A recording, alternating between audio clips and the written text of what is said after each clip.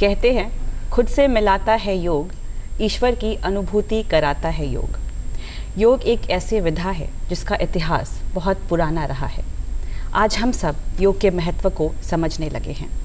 आज के हमारे कार्यक्रम का विषय भी यही होने वाला है।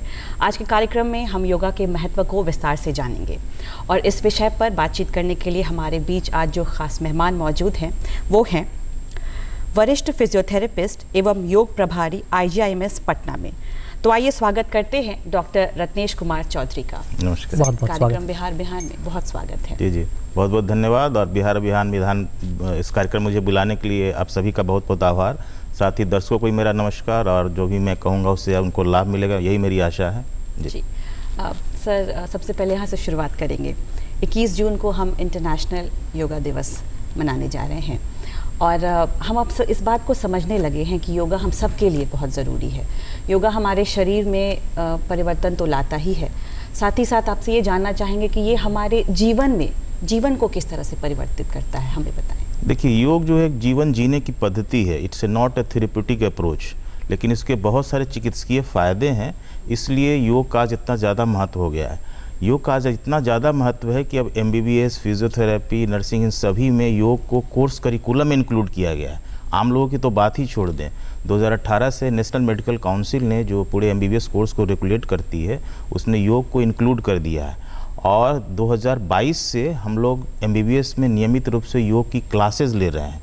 और वो योग क्लासेस जैसे अभी हमारे यहाँ 12 जून से शुरू हैं और 21 जून तक चलेंगी।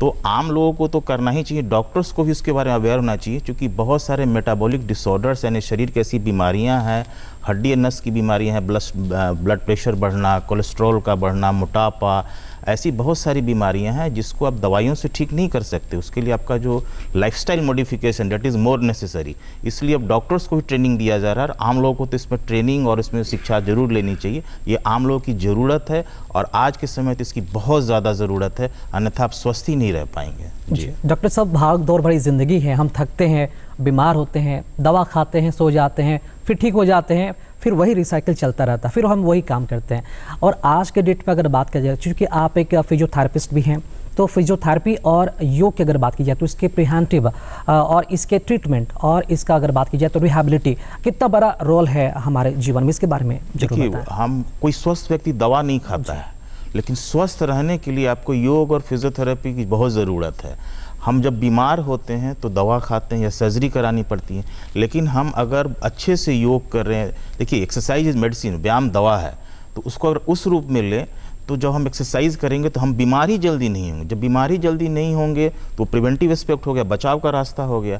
तो फिजियोथेरेपी योग में ऐसे बहुत सारे एक्सरसाइजेज हैं, बहुत सारे योग प्राणायाम हैं जिसको करने से हम अपने आप को बीमारियों से बचा सकते हैं। तो वो हमारा प्रिवेंटिव एस्पेक्ट है।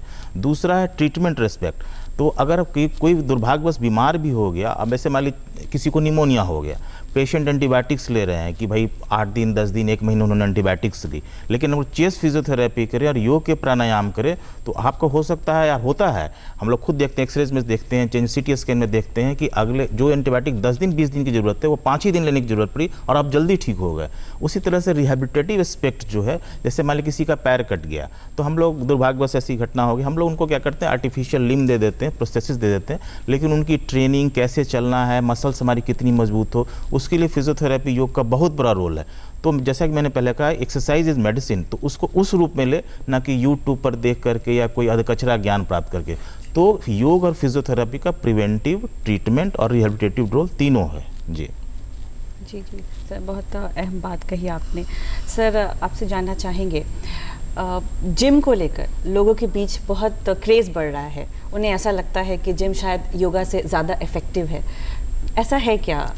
नहीं, देखिए, योग जैसा मैंने कहा जीवन पद्धति है। जैसे अष्टांग योग बहुत सारे, नाद योग है, स्वर योग है, हठ योग है।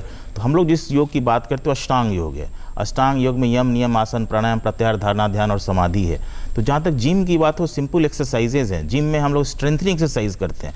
थोड़ा सा आम लोगों को मैं और इसमें विस्तार से जानना चाहूँ कि बताऊँ कि एक्सरसाइज कई तरह के होते हैं। जैसे स्ट्रेंथनिंग एक्सरसाइज हो गए जो जिम में होते हैं। इसके अलावा हमारा फ्लेक्सिबिलिटी बढ़ाने के एक्सरसाइज होते हैं, स्ट्रेचिंग एक्सरसाइज को कहते हैं। दूसरा होता है कार्डियो रेस्पिरेटरी इंड्योरेंस एक्सरसाइज, जिसमें हम हार्ट रेट को, अपने फेफड़े को बेहतर करते हैं, हार्ट को बेहतर करते हैं। जैसे दौड़ना हो गया, साइकिलिंग हो गया, बहुत सारे ऐसे आसन हैं, दुत्रासन है।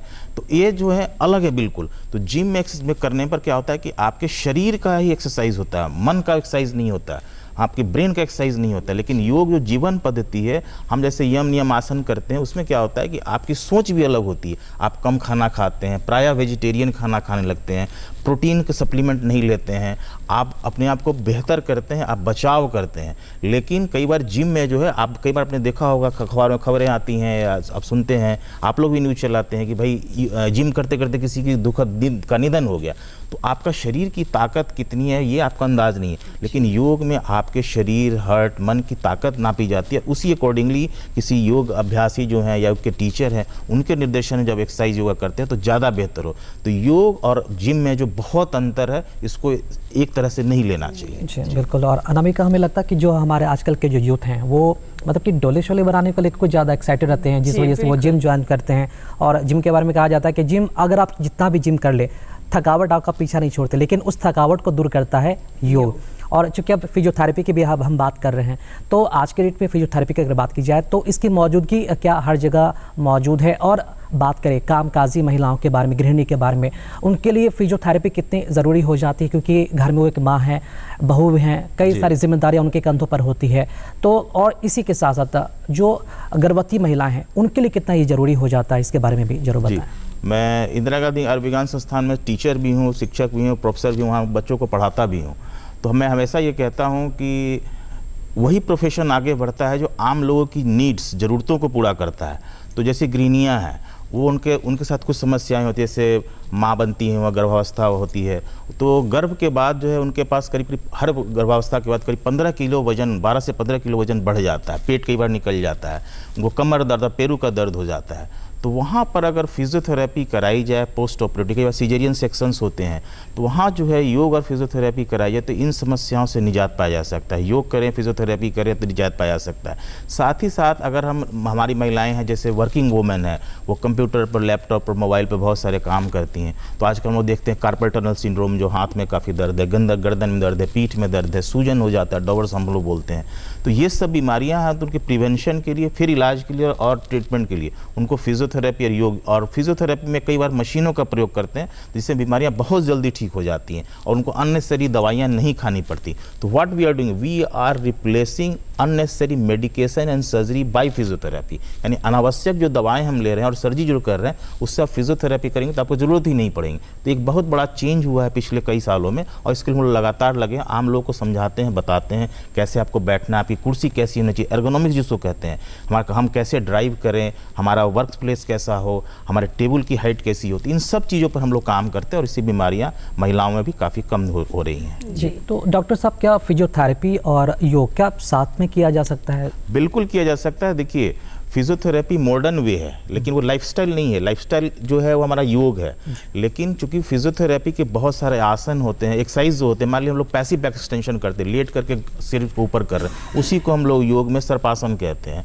तो कहने का बहुत सारे आसन हैं जो फिजियोथेरेपी एक्सरसाइजेज से मेल करते हैं, लेकिन जैसे यम है, नियम है, ये फिजियोथेरेपी का हिस्सा नहीं है। लेकिन फिजियोथेरेपी के जो बहुत सारे ऐसे हिस्से हैं, खासकर आसन और प्राणायाम हैं जो योग के हैं, वो फिजियोथेरेपी में जो ब्रीदिंग एक्सरसाइज हम लोग करते हैं, तो लगभग जो है काफ़ी हम लोग के बीच मैच करता है, इसलिए इसकी काफ़ी उपयोगिता है। जी जी सर, आपसे ये जानना चाहेंगे, फिजियोथेरेपी जैसे लोगों के बीच में ये धारणा है कि फिजियोथेरेपिस्ट की मदद से ही की जा सकती है, इसके लिए इक्विपमेंट्स की ज़रूरत होती है, तो क्या ऐसा है कि घर बैठे बैठे अगर कोई चाहे तो फिजियोथेरेपी कर सके, तो क्या ये पॉसिबल है? कैसे कर सकते हैं? फिजियोथेरेपी के 3 हिस्से होते हैं, इलेक्ट्रोथेरेपी, हाइड्रोथेरेपी और एक्सरसाइज थेरेपी। तो इलेक्ट्रोथेरेपी और हाइड्रोथेरेपी में, इस इलेक्ट्रोथेरेपी में करीब 70-80-100 से ऊपर मशीनें हैं, तो उन मशीनों का प्रयोग आप घर पर प्रायः नहीं कर सकते बिना किसी जानकारी के, वो आपको नुकसान देगा। लेकिन एक्सरसाइज थेरेपी कई ऐसे हिस्से हैं जिसको आप प्रयोग कर सकते हैं, यूज कर सकते हैं। एक बार अच्छे फिजियो से मिल लीजिए, उनसे आप सीख कर सकते हैं। लेकिन हाँ, उसका इवेल्युएशन होना चाहिए। मान लीजिए आपके एक्सरे में क्या आया, एमआरआई में क्या है, आपके ब्लड रिपोर्ट्स क्या है, या आप स्वस्थ हैं तो आपकी ईसीजी कैसी है, तो इन सब की जानकारी एक बार अच्छे से होनी चाहिए, उसकी जाँच होनी चाहिए, तभी आप एक्सरसाइज करें तो ज़्यादा अच्छा है। सिंपल एक्सरसाइजेज बहुत सारे यूट्यूब या अन्य जगह दें, लेकिन मुझे लगता है उसमें फिजियोथेरेपिस्ट को से सहयोग लेने से ज़्यादा आपको अच्छा रहेगा। तो घर पर आप कर सकते हैं, लेकिन एक बार निर्देशन जरूर लेना चाहिए। जी डॉक्टर साहब, ये आपने बड़ी बात बताई। हम यहाँ पर स्पोर्ट्स इंजरी की भी हम बात करना चाहेंगे। जो खिलाड़ी चोटिल होते हैं खेल के दौरान, उनके लिए फिजियोथेरेपी की कितनी ज़्यादा आवश्यकता बढ़ जाती है, और क्या उनकी जो मौजूदगी है उस वक्त रहती है, क्या हर जगह ये मौजूद है? ये बहुत ही बड़ा प्रश्न है। देखिए, हमारी जो भारत की जनसंख्या है करीब 140 करोड़ के आसपास है, और जो वेल क्वालिफाइड हैं फिजियो हैं वो 1 लाख के आसपास ही हैं। तो जो वेल क्वालिफाइड फिजियो जो बैचलर करते हैं, मास्टर्स करते हैं, पीएचडी में, उनकी बात कर रहा हूँ। तो ये पूरे पॉपुलेशन के हिसाब से संख्या उचित नहीं है, उतनी अनुपात बहुत ही कम है।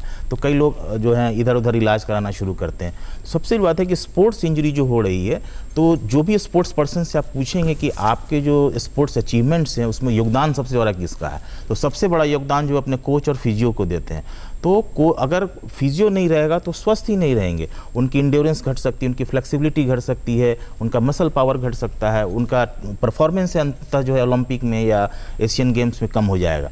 तो जो भी स्पोर्ट्स से जुड़े लोग हैं, स्पोर्ट्स इंजरी में प्रिवेंशन में कि हम कितना वार्म अप पीरियड होना चाहिए, हमारी मसल स्ट्रेंथनिंग कितनी होनी चाहिए, हम कितना देर तक अपने कोई चीज़ अगर प्रैक्टिस करें कितनी देर तक करते हैं, तो उसमें फिजियो का रोल बहुत ज़्यादा होता है। और यही कारण है कि आप इंडिया में देखिए कि हम लोग बहुत सारे हमारे खिलाड़ी हैं वो सिर्फ पेन किलर लेके अपने आप को ठीक करने की कोशिश करते हैं, जबकि वहाँ ज़रूरत फिजियो की होती है। तो अभी जो है इस पर काफ़ी अवेयरनेस हो रही है, जगह जगह स्पोर्ट्स इंस्टीट्यूट है, वहाँ फिजियोथेरेपिस्ट की नियुक्ति हो रही है। अभी कोरोना टाइम में देखिए, तीन ही लोग जो है 3 तरह से बचे, अपनी किस्मत, ऑक्सीजन और फिजियोथेरेपी योग से। तो वही चीज़ जो है स्पोर्ट्स इंजरीज में भी है कि आपका प्रिवेंशन भी होगा, आपका ट्रीटमेंट भी होगा, रिहेबिलिटेशन भी होगा, उसके लिए फिजियो का होना बहुत ज़रूरी है। हाँ, ये आज की सच्चाई है कि आज के समय फिजियो बहुत तेज़ी से बढ़ रहे हैं, लेकिन अभी भी उनकी संख्या जितना अनुमानित है उससे बहुत कम है जितनी ज़रूरत है। बिल्कुल, हम लोगों को लगता है कि अनामिका जो यूथ हैं उन्हें योग तो कम से कम करना ही चाहिए। बाकी फिजियोथेरेपी की जहाँ जहाँ आवश्यकता है, जब जब हमें पड़ती है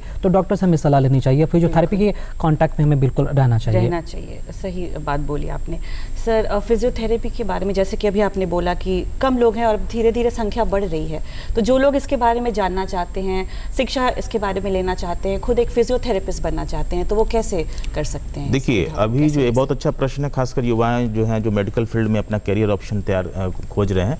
जैसे हम लोग के आईजी में से नीट के थ्रू एग्जाम होता है, जो एमबीबीएस के लिए होता है उसी के थ्रू हमारे यहाँ एग्जाम होता है। तो ऐसे कई राज्य हैं जहां उनके अपने भी एग्ज़ाम होते हैं। प्रायः जो बड़े बड़े कॉलेजेस हैं वहाँ नीट के थ्रू ही एग्ज़ाम होता है। इसके अलावा कई प्राइवेट कॉलेजेस हैं, वहाँ पर भी एग्ज़ाम होता है।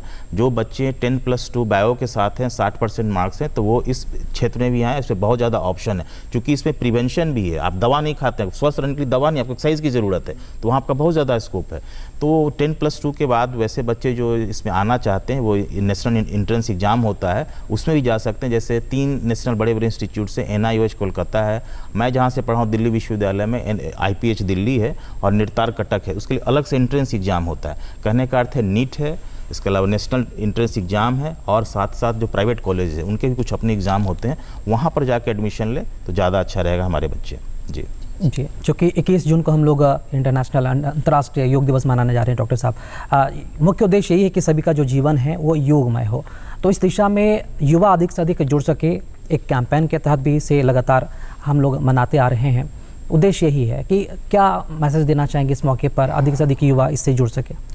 देखिए, अगर आपको तन मन धन से स्वस्थ रहना है तो योग को जीवन में निश्चित रूप से अपनाएं। और यही कारण है कि 2016 से जहाँ तक मुझे याद आ रहा है, यूनाइटेड नेशंस ने ऑल ओवर वर्ल्ड, पूरे विश्व में योग की क्लासेस शुरू की हैं और पूरे योग दिवस मनाना शुरू किया है। तो इसके पीछे साइंटिफिक एविडेंसेस हैं, क्योंकि अगर हम बीमार होते हैं या अपने आप को अपनी इफिशियंसी बढ़ाना चाहते हैं तो योग का बहुत बड़ा योगदान है, और इस योगदान को ही मानते हुए पूरे विश्व में योग दिवस मनाया जाता है। तो सभी युवा योग करें, सही योग करें, ये ज़्यादा इम्पोर्टेंट है बनिस्बत की कोई अधकचरे ज्ञान से अपना योग करें। और यही मेरा अभी तत्काल संदेश होगा 21 जून के लिए। सर, आपने इतना कीमती बातें हमसे शेयर की, अपना कीमती वक्त हमें दिया, इसके लिए आपका हम धन्यवाद करना बहुत बहुत धन्यवाद। दूरदर्शन का भी बहुत बहुत धन्यवाद जी।